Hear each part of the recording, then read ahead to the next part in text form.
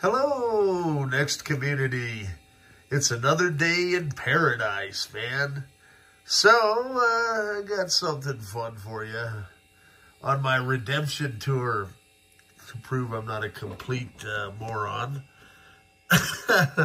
So what we've done here is we have the Blue SCSI 2. We've created a little custom initialization file here. You can see it comes up black hole.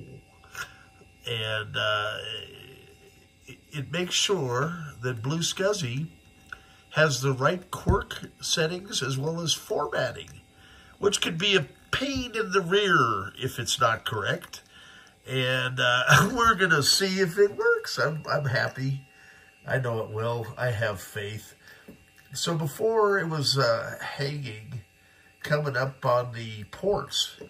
And so this was creating chaos in my world. And had many people upset. I understand. But you have to understand, too, that I was frustrated trying to figure out, make heads or tails. But what it boiled down to is an initialization file defaults to Apple.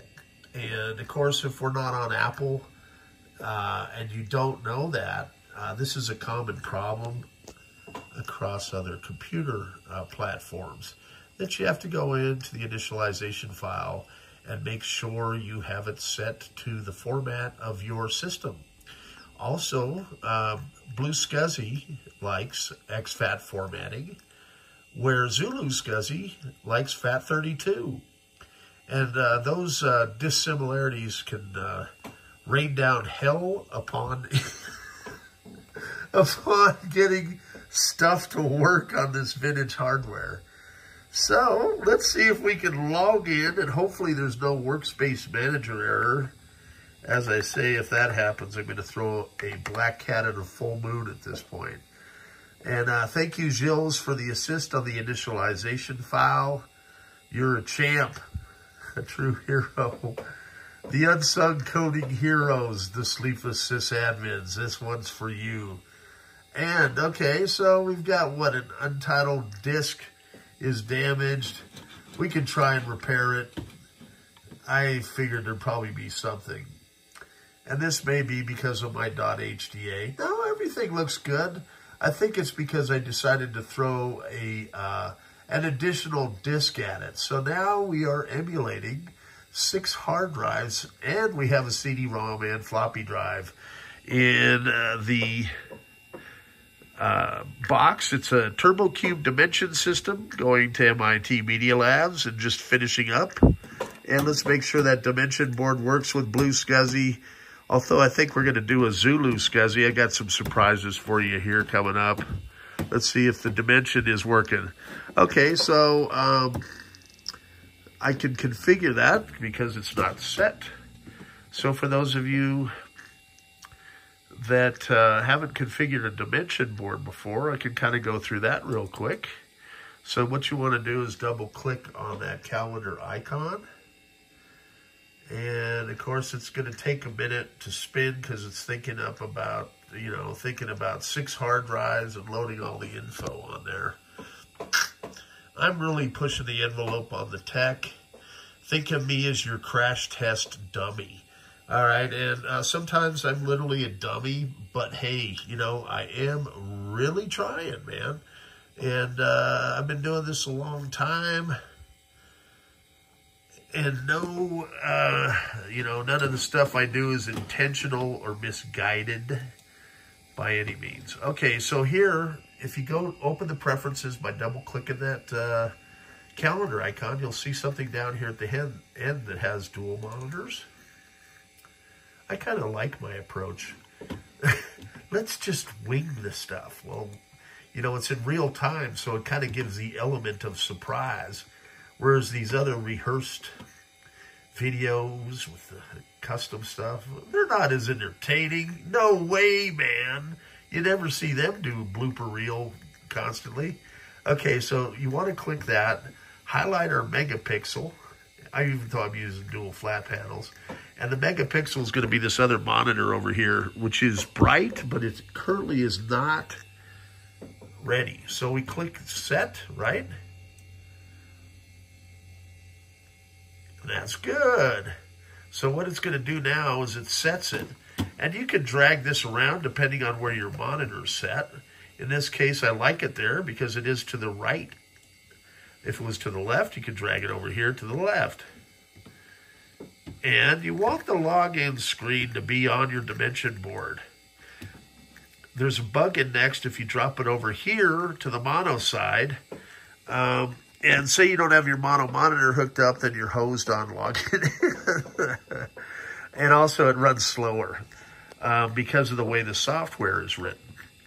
So, let's see. Now, if you want to say locate a monitor, your dimension board, you can do locate, and a neat little X will come out there. Hey, you found it. And then be sure to go back to your megapixel, make sure it's on. Once we have that, we can go back over here. You'll want to hide your preferences. Oh, let's see what else I can show here real quick. Unix Expert. I always click Unix Expert large file systems. You'll see down here without it, without that off, you're going to lose a lot of files, right? So you click it on and off. And so that makes a difference down here as to what appears. Unless it's a live demo and then we're all hosed. So I want to see if there's anything else that is potentially on here. Okay, I don't have any custom screensavers. That's good for now. And I'm going to click hide. We're going to log out. Okay, log out. So far, so good. We haven't had any workspace manager errors. The system hasn't bombed. It hasn't hung up. Let's see what happens when I add that second monitor out of curiosity. Then while it's rebooting, I'm going to show you kind of a little jump through history to show that, hey, maybe I do have a clue on what's going on with SCSI devices. Even though some claim, hey, man, get your act together. You're liable. You know, after several thousand drives, you just kind of get lost. And these little suckers have saved my keister, let me tell you. The noisy spinning drives of old. Okay, good. We got that booting again. Like these original SCSI hard drives found in original NeXT hardware. Often are noisy, whiny, and throw errors. And I could go back and I've got several more of the early SCSI 2SDs. I mean, prototypes. We were trying CEF cards. What else did we do? We had a SCSI to IDE, and we were doing flash drives before these things were even invented, you know. Back in the 90s, trying to push tech. When the largest card we could get going was 128 meg, but I got it working on NeXT.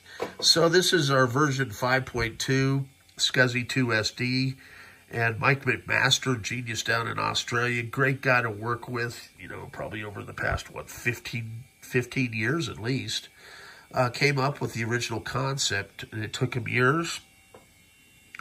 And then we have the version 6 card, which is kind of the last version of that. There are some differences. You can write directly to the card on the version 6. But there were also mixed reviews on it. Hey, look at that. Everything's booting away, so we'll just kind of let that go. And I want to see if it comes up and registers our dimension board that happens last. Did it get past our port, which is coming up? I believe it. And port map, I see that. Reboot complete, that's a good sign. Dimension should come on up. Come on, and you can add up to 3 dimension boards. And this is where it would hang if there were problems. We should be showing 64 megs of DRAM. Nothing came close until the end of the 90s. You know, this is like I've seen invoices for $35,000 Turbo Cube dimension boards, mainly because the RAM and the hard drives, you know, you were talking 6K for RAM, 5K for a hard drive, developer tools 5,000, you know, This is all top-of-the-line Steve Jobs stuff, man. And this operating system is, think of it as the granddaddy of Mac OS, and I've been fortunate enough to be in the eye of the storm since '93. So, yeah, I can take criticism, too, and I know when I screw up, and I did on the Blue SCSI stuff. And that was just basically not knowing, you know, everything about it and overcoming a learning curve. So, let's go ahead here. And so, we got 5.2.6.0. And this is the latest version Zulu card. It's got an RP2040 chip. Version 2.0. And the kerfuffle, this is the version 1.1 Zulu SCSI. And I think the kerfuffle is over the code. These guys were first, apparently. And then Blue SCSI came out. And we're gonna do a diff, or a comparison side by side of the code that I think people will find interesting between Blue SCSI and Zulu SCSI, and try and be unbiased as possible and judge and see if you guys think that there's any code duplication or anomalies. And because it's a resource open source fork, I don't know all of the intricacies of it, but I just want the tech to move forward in this, and for these guys to stop quibbling and get on the, get on board. Because, man, shout out to him, Alex Perez over at Rabbit Hole. And I'm not too familiar with the Blue SCSI guys, but hey, I'm working with Alex and will continue to, and he's been nice enough. I'm going to start beta testing. And so here we have the latest Zulu card with the Pico chip, Wi-Fi, and it's black. So this is pretty neat comparing these cards, right? And so it's going to be kind of a battle back and forth with faster chips, but competition drives demand, and in the end, we consumers win. And me as a sales guy, I don't have tunnel vision. I want to work with these vendors, and I always have. And then, I don't have any sponsors, but I drink these little mini Cokes. And you see these guys. This thing's cool, man. It's like a little vacuum. And so I bought one of these. And you press the button, and it comes on, right? And it's great for vacuuming keyboards and crap, right? So that's kind of a neat little tool I got. I love Armor All. It works well if you've got soft plastics and so forth. Okay, so back to our little presentation now that we've done the make-believe sponsor routine that you see on a lot of these channels. Me with my 3 fans, and I'm holding on by my fingernails. Okay, so here we go. We have the dimension board working now, which is cool. This was like, technology so far ahead of everything else on the market. People thought they had to be aliens. I still wonder. Okay, so there we have it. Blue SCSI 2.0. The bug has been resolved. It was a bug in my behind, apparently. And it was the initialization file. And you have to set it. And we created a custom initialization file for NeXT that is basically idiot-proof, me being the idiot. So I'll be able to install that. If you do have Blue SCSI 2, please let me know, and we will take care of your frustrations. Endless, they seemed. I mean, we're talking pulling hair out, trying to figure out why the thing was hanging. And it's not something that you just, I know about quirks and setting 1 to 0.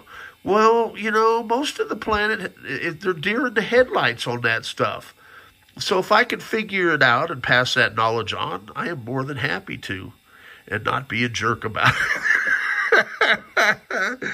Okay, signing off. So next I want to fire up this new Scooby-Doo, the first time booting, potentially, on NeXT. And Gilles, we might as well take her for a spin on your Turbo Cube Dimension. I'm sure you won't mind. And I'm going to go ahead and unplug the Zulu, or the Blue SCSI 2.0, because now I know I got that working. And we can do a little Snoopy dance about that. Stay tuned. More fun and fun stuff to come, working or not. Peace.